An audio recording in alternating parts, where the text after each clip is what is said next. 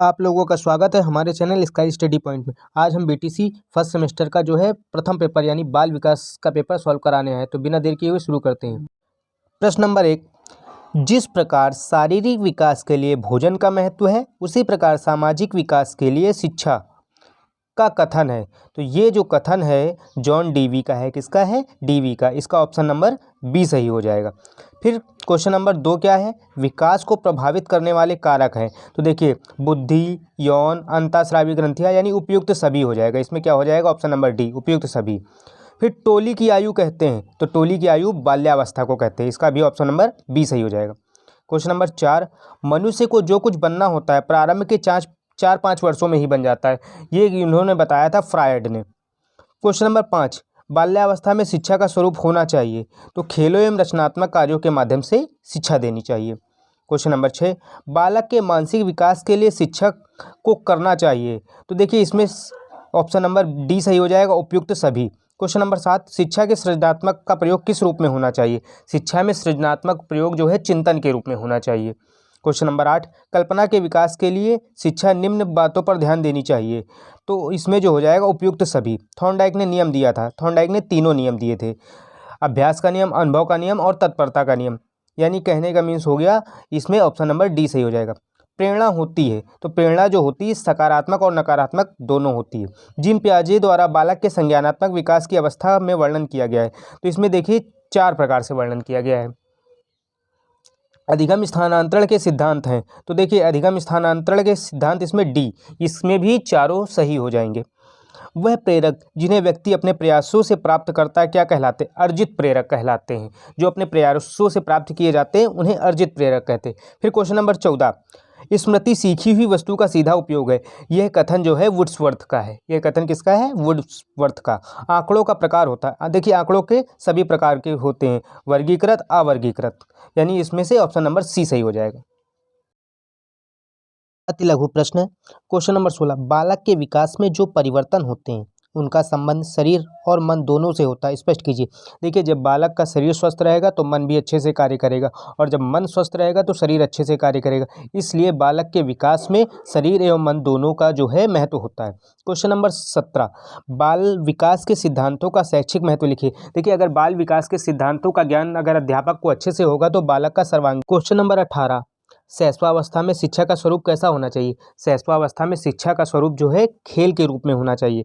बाल्यावस्था में मानसिक विकास की 2 विशेषताएं लिखिए। क्वेश्चन नंबर 19 है तो बाल्यावस्था में जो बालक होता है वह ग्रुप के रूप में रहना चाहता है और उसकी मानसिक स्थिति जो है तर्क में ज़्यादा होती है। उसको यह लगता है उसे सभी चीज़ें सीखनी चाहिए और वह करने की भी कोशिश करता है। यानी उसकी मानसिक स्थिति उस समय बहुत गतिशील होती है।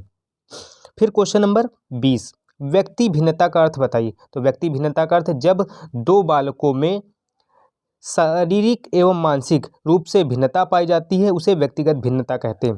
क्वेश्चन नंबर 21, बालक के विकास में संचार माध्यमों के 2 लाभ लिखिए। नंबर 1, संचार के माध्यम से बालक किसी महापुरुष की जीवनी को सुन करके अपने आदर्श जीवन में उतार सकता है और इसकी जो दूसरा लाभ हो जाएगा वो ये है कि बालक संचार माध्यमों से आज जो है संचार के क्षेत्र में या कंप्यूटर के क्षेत्र में बहुत तेज़ी से आगे बढ़ रहा है। चिंतन क्या है? चिंतन का अर्थ होता है किसी दी गई बात पर गहन अध्ययन करना, ये चिंतन कहलाता है। क्वेश्चन नंबर 23, अधिगम से क्या तात्पर्य? अधिगम का अर्थ सीखना होता है, यानी किसी भी प्रकार से सीखना अधिगम है। यह खेल में भी सीखा जा सकता है या पढ़ाई के माध्यम से भी सीखा जा सकता है। क्वेश्चन नंबर 24, बाल विकास में अधिगम की सम्मेलन व विचार गोष्ठी बताइए। तो बाल विकास में बालक जो है एक ग्रुप के रूप में सीखना चाहता है, ये उसकी संगोष्ठी है। क्वेश्चन नंबर 25, जब एक कुत्ते के सामने पहले घंटी बजाई जाती है फिर उसके सामने भोजन का टुकड़ा दिया जाता है, कुत्ता लार स्राव करता है। यह प्रतिक्रिया कई बार होने के बाद प्रयोग में घंटी बजाए बिना दिए भोजन लार को स्राव करना कौन से सिद्धांत के अंतर्गत आता है? ये संबंध और प्रतिक्रिया सिद्धांत के अंतर्गत आता है, क्लासिकल कंडीशनिंग सिद्धांत जिसको बोलते हैं। क्वेश्चन नंबर 26, सीखने के पठार के 2 प्रमुख और इन्हें 2 दूर करने के उपाय बताइए। देखिए सीखने का पठार, जब बालक सीखने लगता है तो एक स्थिति ऐसी आ जाती है कि उसके जो है मानसिक विकास में कुछ प्रभाव नहीं पड़ता है और वहाँ पर रुक जाता है। इसे सीखने का पठार कहते हैं। इसे दूर करने के लिए जो है लगातार हमें चीज़ों का अभ्यास करना चाहिए और स्मरण करना चाहिए और उच्चारण शुद्ध रूप में करना चाहिए, जिससे सीखने के पठार को सीखने में हुए पठार को दूर किया जा सकता है। अधिगम स्थानांतरण को स्पष्ट कीजिए। देखिए, अधिगम स्थानांतरण का मतलब होता है सीखी गई वस्तुओं का आवश्यकता पड़ने पर या समय पड़ने पर उपयोग ही अधिगम स्थानांतरण कहलाता है। प्रतिद्वंदिता से आप क्या समझते हैं? समस्त बालकों में जो आगे निकलने की इच्छा या ज़्यादा सीखने की इच्छा को ही प्रतिद्वंदिता कहते हैं। बालक को विस्मृत करने के 2 उपाय बताइए। बालक में विस्मृत कम करने के, तो बालक को विस्मृत कम करने के लिए सबसे पहले अभ्यास करना चाहिए और बालक को शुद्ध उच्चारण करना चाहिए। क्वेश्चन नंबर 30 क्या है? बुद्धि लब्धि का सूत्र लिखिए।